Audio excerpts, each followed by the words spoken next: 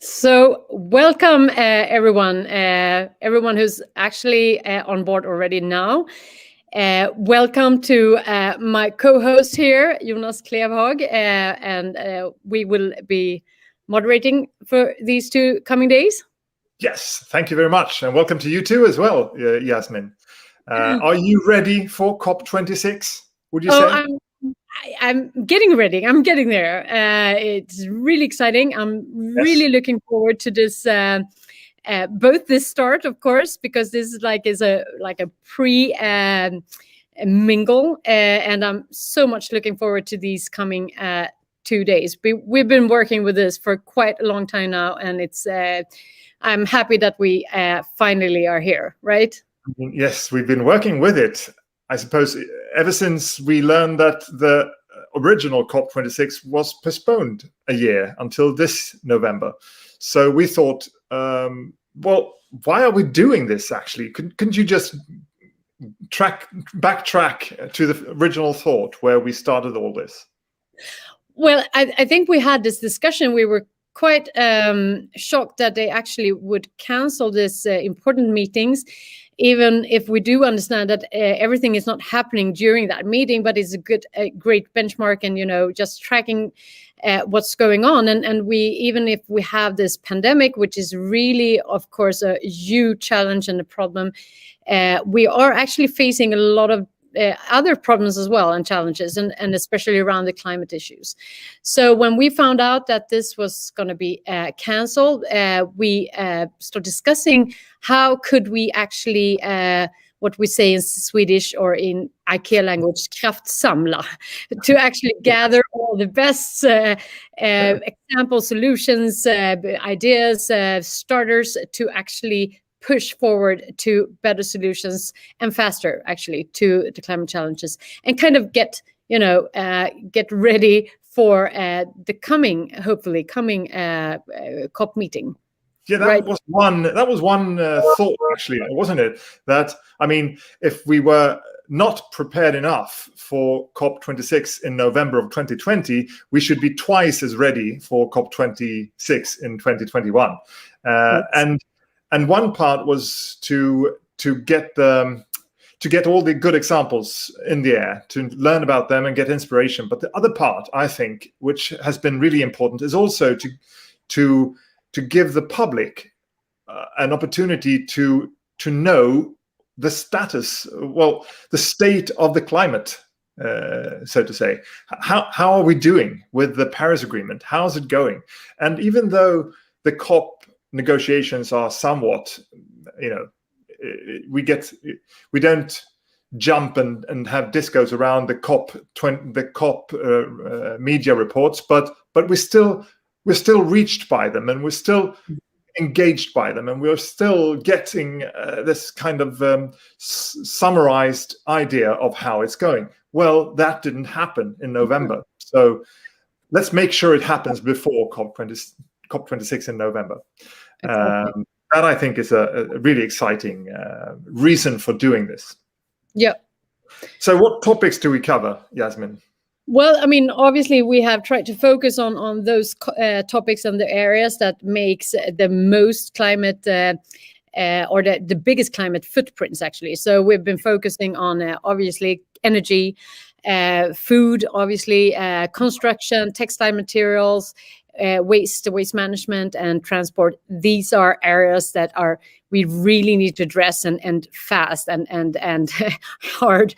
So those are obviously the topics, and within them we have so many great companies and stakeholders and politicians and organizations that actually will give us examples and get us inspired, and hopefully they will get a lot of attention where they can actually accelerate and do more of what they are doing already good, right? So what are you looking most forward to? Well, for one, when starting with these sessions where we have companies and organizations as hosts, we've urged them to craft their sessions not just as merely as seminars or webinars where people say, well, that makes sense and that was interesting, but rather as a call to action at the end, so that the audience or the partners listening, or that the people who are reached by these sessions afterwards actually know what to do, how to engage, and that there's concrete action to be made after the sessions. So that's one thing that I'm quite eager about. I'm also very eager about the opening tomorrow with our former Minister of Environment, Lena Ek, and the head of the Swedish delegation to the COP, Mr. Mathias Frumery. They will actually open the conference, and Matthias will also be part of closing the conference. And when we asked him what he needed, how could we best serve him with this conference to prepare him for COP26 when he's actually doing the negotiations, and he said, well, his primary focus was to help to negotiate with other countries to help them with Swedish solutions to increase their commitments to the Paris Agreement. So that's what we're going to try to do. That's how we're going to frame these good examples from the Nordics, from, well, actually international examples as well. And that, I think, is that excites me a lot, that we have that kind of in a pocket with a Swedish head to the negotiation or delegation, that he can put these examples into his inner pocket. And bring them out, this one, when he's in the coffee line with other heads to delegations from other countries. That inspires me a lot. Yeah. What are you most excited about? Well, I mean, it's really nice to see that we have actually participants both in the panels and as speakers and as audience as well from all over the world. And we're having one really exciting conversation tomorrow with mayors from both Malmö City, where we are now presently in, but also from Åbo in Finland and from Cape Town, and also the heads of within the organization ICLEI, and working with cities all over the world, how they can actually the whole topic is cities as the tool for climate actions, and I think that's really interesting. There is this book that says what if mayors around the world would run the world. That would speed up things, and it's going to be exciting to listen to them and see what can we do when we cooperate more. And I think a lot of the different session actually points out on the collaboration between everything, between borders, between stakeholders, between branches and people all over the world. We need to collaborate much more to actually scale and become more sustainable in all the solutions that we are trying to use and scale up. Which is another reason for doing this. I mean, that's what the bridge is all about, to actually bridge the gap between different stakeholders to promote collaboration. Exactly. And I think if you just look at the agenda for the coming 2 days, there is so much inspiration. Even if you're not working within textiles or hydrogen, I know more about hydrogen than I ever thought I would know about. You get inspired, and you can bring in that to whatever work you are presently in. So I would just recommend you guys who are listening now to spread this to your friends and colleagues and neighbors or whoever, because you will get inspired, and that one step could actually lead to that giant leap that will change the world. So don't ever say that, well, it doesn't matter what I do. It does. You will be inspired. Yes. That's like a very, I think I like that payoff. Maybe with a dark voice, you will be inspired. We can somehow turn that into we need to add that in our... when we're ready, for sure. So we're using this platform, Hopin, for the whole conference. So people who are listening now to this very, very accessible StreamYard or YouTube or Facebook broadcast, you should make sure that you are registered with Hopin, because that's the full experience of the agenda, of the expos, of the chatting and the parallel sessions and everything. But please tell us some more about the practical details of Hopin, Yasmin. I think it's important to actually be able to take part of all the juicy stuff, and that's going to days. I think it's good to register Hopin. Once in the Hopin, you can actually choose the different tracks. We're going to have one main stage. It's quite easy to follow. You have one main stage where we're going to open up the days. We're going to have 2 parallel sessions, and once you're in the different sessions, you can chat with whoever is listening to that specific session and track.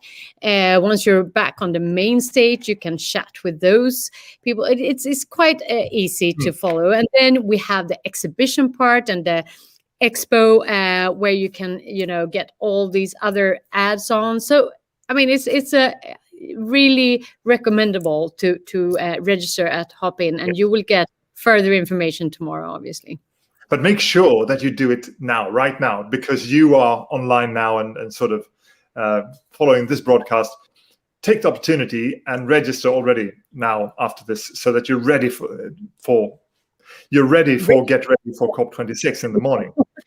Exactly. I think that's very, very important. And in the expo part of the Hopin, you will also find a little bonus material, which is already produced. Actually, last week we asked some of the international profile people who will participate in the conference to join us for a bit of a dinner conversation. We have previously done some live dinners where we've put together people with diverse backgrounds and asked them to discuss or have a conversation about the future. But this time, we had to do it digitally, so we were able to actually invite people from far away, but also we had to split the dinner up into 3 episodes. So we did the starter, we did the main course, and then we did the dessert. And the starter episode is actually published in the expo part of Hopin today, in conjunction with this live stream right now.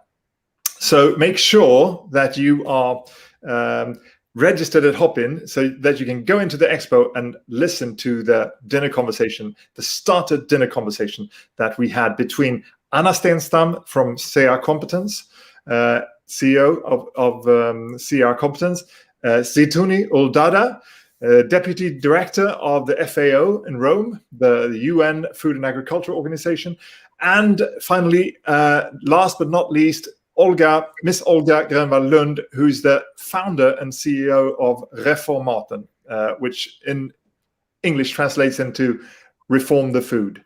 But it's a better word in Swedish, actually. We'll have to explain that further tomorrow. But them 3 are dwelling or discussing, having a conversation about the question, how do we get more people, more stakeholders to do more? Because we know that that's needed. How do we get more people, more stakeholders to do more for the climate? In the starter conversation. And I would say, do not miss that. Do see this, because it's a great conversation. You get really a lot of inspiration, a lot of thoughts, and actually you get hungry as well, because So I would say that look at it as maybe when you have your dinner, actually, because otherwise you're gonna just want to eat whatever they are eating. Well, actually, they are eating in their imagination, and they're imagining a starter. I can sort of tease you with it already, because you're following us on this live stream.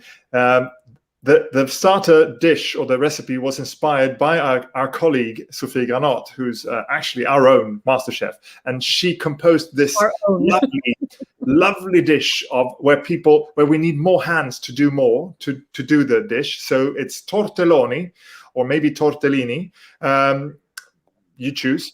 Filled with mushrooms and surrounded with a steamy hot and rich broth of vegetable stock. So that's what they're imagining they're eating, and they're getting very hungry. 40 minutes of downhill hungriness and lots of inspiration.